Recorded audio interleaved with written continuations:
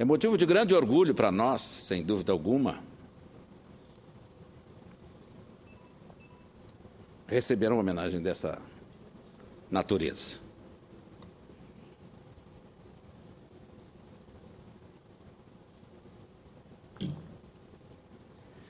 Meu pai, com minha família,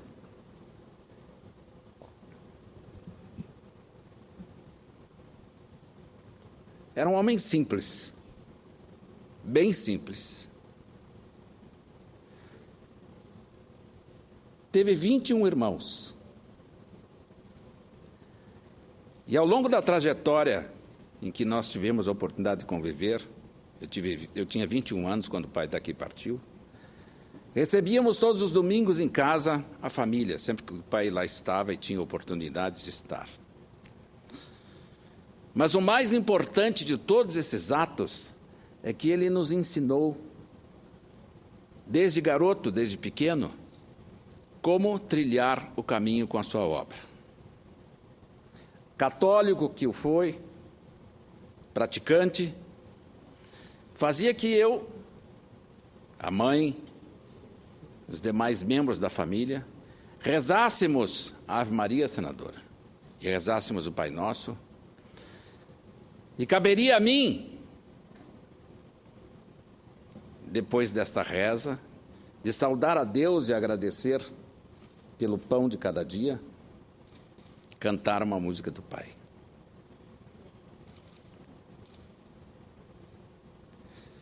Naquela época, eu não tinha ainda a dimensão do que representava meu pai. Ora, ele era o ser mais amado da minha casa. Ele era o ser mais querido da minha alma. Era meu pai.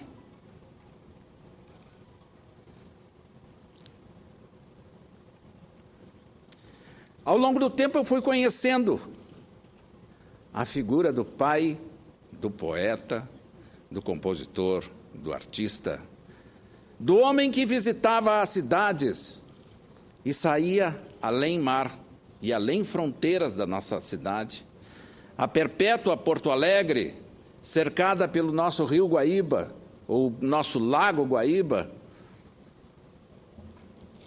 a visitar longos trechos pelo Brasil. Ora, quem não sente saudade do seu pai e da sua família por uma ausência de 2, 3, 4, 5, 6 meses?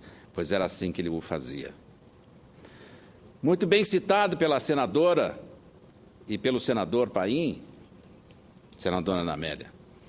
Os anos de 1930, 40, 50, quando para sair do Rio Grande do Sul, tínhamos pouquíssimas opções. Saí de Porto Alegre ontem, num voo até Brasília. Pouco tempo depois estava eu desembarcando aqui com o Aldo me aguardando lá no aeroporto. Mas naquela época, em 1930, imaginem os senhores que saía, como diz lá no sul, de a cavalo, de trem ou de navio. Porque o porto lá em Porto Alegre, naquela época, funcionava. Hoje não tem mais o porto. Tem, mas não com essa finalidade. Aquele homem negro, com a sua tez, acreditava no seu próprio meio. Sair da cidade onde ele vivia, que já era uma cidade branca, porque o nosso Estado, senadora, e o nosso Estado, senador, sem nenhum demérito ao que nós convivemos e à saúde do nosso Estado, é um Estado branco, diferentemente do Rio de Janeiro, diferentemente de Salvador, diferentemente de Recife, diferente de Manaus. É um Estado que representa outras etnias, os alemães, os italianos, que são motivos de grande orgulho para nós. Essa representação alemã, italiana, espanhóis, japoneses e tantas outras raças que formam a etnia do Rio Grande do Sul é motivo de grande satisfação e orgulho para todos nós. De tal forma, de tal sorte, que hoje nós temos ao esteio do Rio Grande do Sul, vinculado dentro dos CTGs, além fronteiras do Rio Grande. Pois creia, minha digníssima senadora, que meu pai naquela época saía a cantar por São Paulo, sozinho, e a pedir que gravassem as suas músicas. Voltava para casa, muitas vezes, com a metade da roupa que ele tinha. A metade da roupa que ele tinha levado, porque a outra metade ele tinha vendido para poder voltar para casa. Época muito difícil, muito delicada para um compositor fazer da sua obra, da sua canção, o que ele acreditava ser o seu próprio ser. Tive a oportunidade de conviver com algumas celebridades, como aqui foi citada pelos senhores, que compuseram e agraciaram o pai com a gravação das suas músicas. E lembro-me bem de um deles, chamado Ciro Monteiro. O Ciro, que por contingência da vida, eu fui trabalhar com outro Ciro, lá em Porto Alegre, se chama Ciro Simone. Certa ocasião eu saí com ele, e ele disse assim para mim: cuidado aí, Lupe, não pisa nessa poça d'água. E eu parei, no Rio de Janeiro tinha uma poça d'água. Mas por que não pode, o que está acontecendo, Ciro? Está cheio de bichinhos aí dentro dessa poça d'água, que são importantíssimos para a natureza. Olhou ele as formigas descendo de uma árvore, ele dizia assim, e disse o seguinte verso: formiga, formiguinha, tu que és minha rainha, estás tecendo a tua obra, te alimentando da seiva desta árvore. Eu me alimento da seiva da cana, tu te alimenta da seiva desta árvore. Então, a poesia naquela época tinha um outro contexto, completamente diferente do que hoje nós encontramos. Não é que não tenha o valor poético que nós não possamos conhecer e dar a dimensão. A poesia tinha o sentimento da alma. A poesia tinha a candura do ser. A poesia tinha a elaboração daquilo que nós podemos encontrar e podemos hoje trazer aqui, porque que o pai está perpetuado no seu centenário. E como eu diria mais, senador e minha querida senadora, permita-me carinhosamente aflorar esse sentimento de quase que de parentesco gauchesco. O pai foi um grande cirurgião cósmico.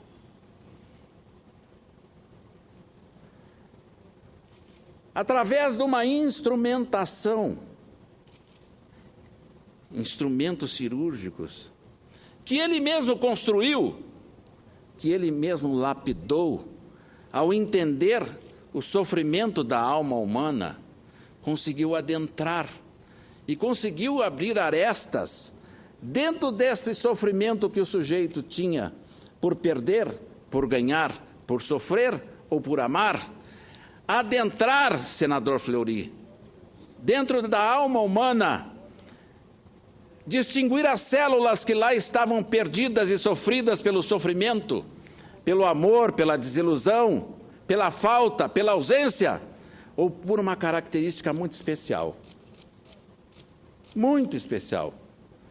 que jamais o ser humano vai deixar de ter, que é a dor.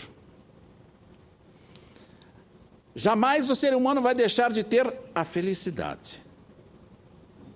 São dois caminhares que levam a humanidade por esses princípios que nós eternizamos. Mas ele, cirurgião cósmico, identificava aquelas células que estavam dilaceradas, doídas, amarguradas, sofridas no canto do corpo humano. Conseguia conversar com a alma humana conseguia conversar com as células e dizer delas do sofrimento.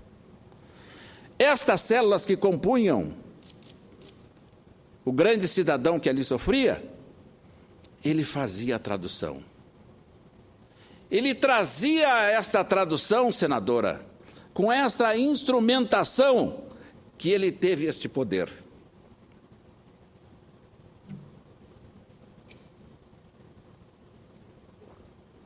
O poder de escrever, o poder de sentir a dor, o poder de analisar a alma humana diante do sofrimento. E aí, senador Paulo Paim, vem a grande obra do filósofo Lupicínio Rodrigues.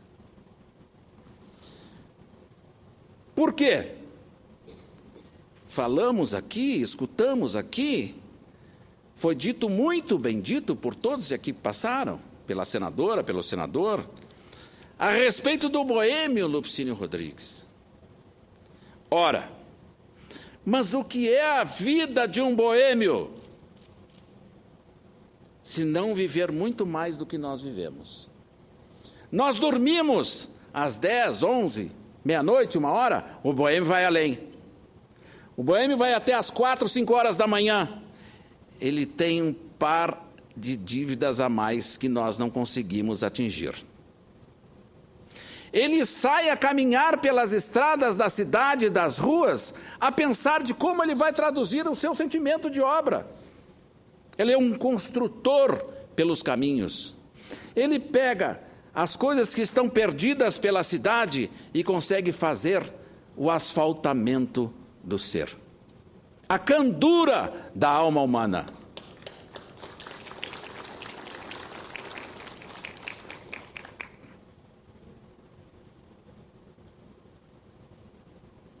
Quando a gente fala em boêmio, logo nos deparamos com uma pessoa que não tem as devidas qualificações que nós possamos imaginar que o tenha. Ora, anda lá, aqui, lá e acolá. Pai, tu não foste só um boêmio.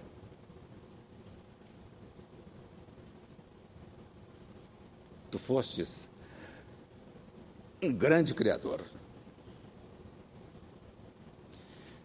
Fostes um empreendedor, pai. Em 1936, pai, o senhor, vindo de tantas e tantas viagens que o senhor tinha feito ao Rio de Janeiro, o senhor trouxe a representação da SBACEN, da Sociedade Brasileira de Autores, Compositores e Escritores de Música, como representante do direito autoral no sul do país. Direito autoral que ainda hoje é tão discutido, tão debatido, mas que ele, Lupicínio Rodrigues, em 1936, como autor, como compositor, acreditou que o direito dos autores é um grande direito que deve ser defendido sempre. Permaneceu até 1974, sendo ele, Lupicínio, o representante geral da SBACEN e, posteriormente, de todas as sociedades que se modificaram ao tempo, como representante do direito autoral no sul do país. Teve inúmeros comércios, o pai, para sobreviver, porque como autor não conseguia sobreviver. E somente como o título de bedel, que foi citado pela ilustre senadora, também não o tinha, porque se aposentou cedo. A música foi a grande dama da sua competência. A arte foi o celeiro do Lupicínio Rodrigues. Mas, sobretudo, senadora e senador e demais amigos e companheiros aqui presentes, nós devemos aqui reverenciar de forma grandiosa, eloquente,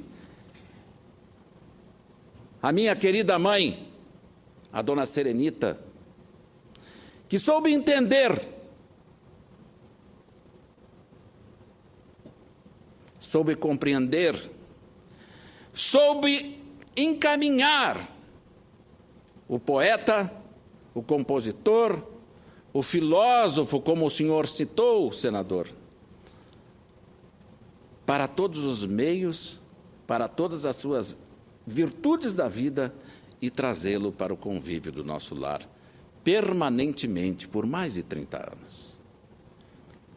Quis o destino que ele falecesse e daqui partisse num dia 27 de agosto de 1974.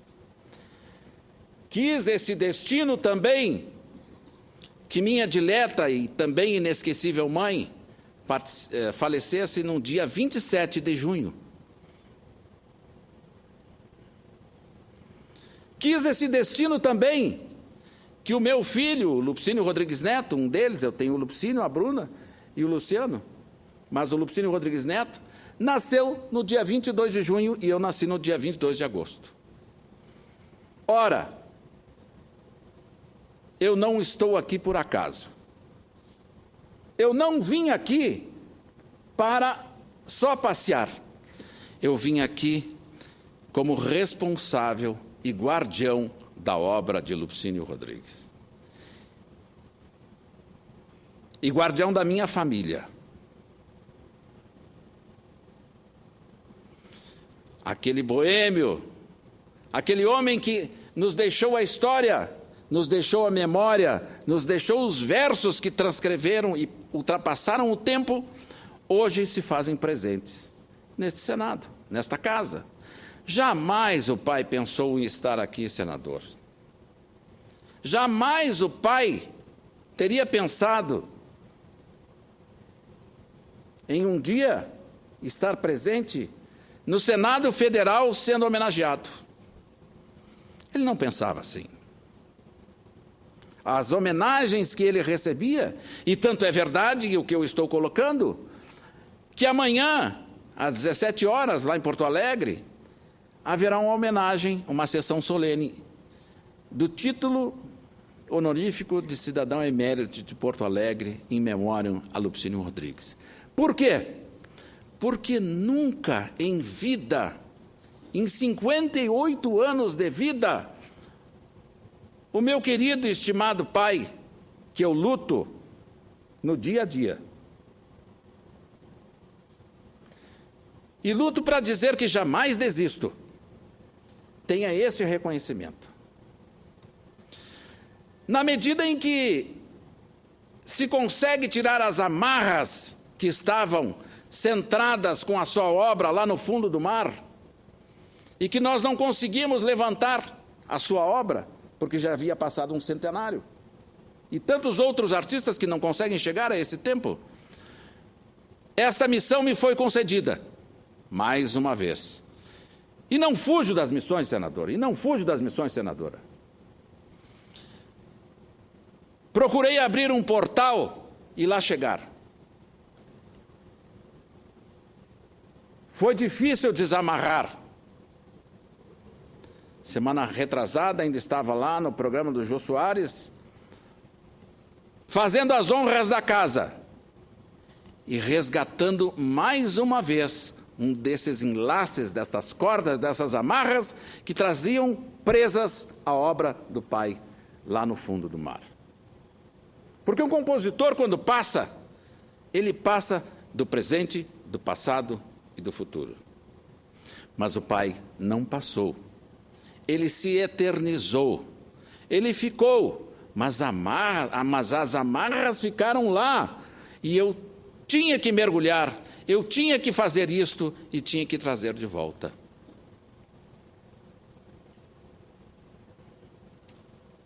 Fôlego, eu tive observando o coração de cada um. Quando pedi à senadora, quando pedi ao senador, há pouco tempo atrás, uma sessão solene em homenagem ao pai, adquiri mais 5 minutos de fôlego, porque eu já não tinha mais oxigênio para respirar no fundo do mar e soltar as amarras. Quando pedi para o Grêmio, e cantei o nosso hino do Grêmio, lá perante o Jô Soares e perante vários gaúchos que lá estavam. Ora, não é fácil mergulhar de onde nós não nascemos. Nós somos feitos para respirar. Mas graças ao bom Deus, graças ao Criador, nós chegamos aqui. E não vamos parar aqui, senador. E não vamos parar aqui, senadora. É motivo de grande orgulho, é motivo de grande satisfação receber esta láurea que hoje estamos recebendo dos senhores. Essa distinção. Esta casa se encheu de música, arte, poesia, lembrança e versos do Lupicínio Rodrigues em cada um dos corações. Eu assistia a minha colega advogada, eu acho que é advogada, cantando as músicas do pai, enquanto eu cantava, enquanto outros cantavam aqui, ela cantando as músicas. Então, veja bem, senadora, 100 anos depois a gente consegue fazer o que nós estamos fazendo, mesmo no adiantado da hora, ao meio-dia. Ora, é um boêmio que está fazendo isso? Não, não é um boêmio. É a boemia que está trazendo esse fato aqui? Não, não é a boemia. É o sentimento. É o sentimento daquele homem que construiu aqueles artefatos como cirurgião cósmico e trouxe aqui para nós, para nos mostrar de que forma se dá este grande manifesto da arte e da cultura. Encerraria, e encerro, senadora, pedindo vênia e pedindo licença aos senhores, para que eu possa aqui também transcrever uma homenagem muito grande, da qual eu recebo sempre as minhas linhas superiores, de uma poesia da minha autoria, porque o meu DNA está ali, né? Está aqui. A minha mão está ali, ó. Eu só não posso segurar um microfone agora, pai, mas está aí, tu segura o microfone para mim aí. E tu está me segurando aqui, porque eu já estou que não aguento mais.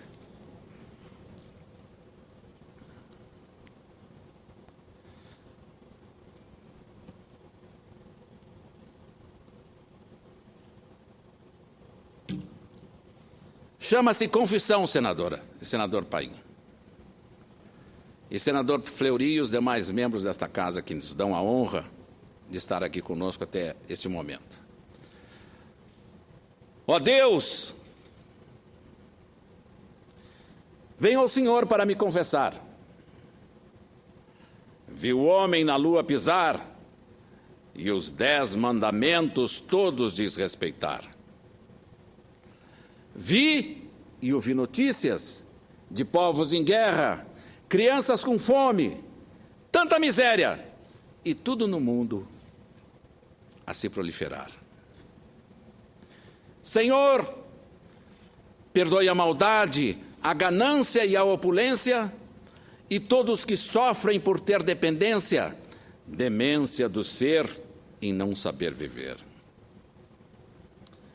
Meu Deus, o pior de tudo eu não confessei. Sua criação está sendo tingida pelas mãos do homem com a poluição. Pai, teus mares, rios, animais e lugares que criastes em 7 dias de amor e beleza, o homem transformou em riqueza, construindo a destruição. Perdoe-nos, Pai.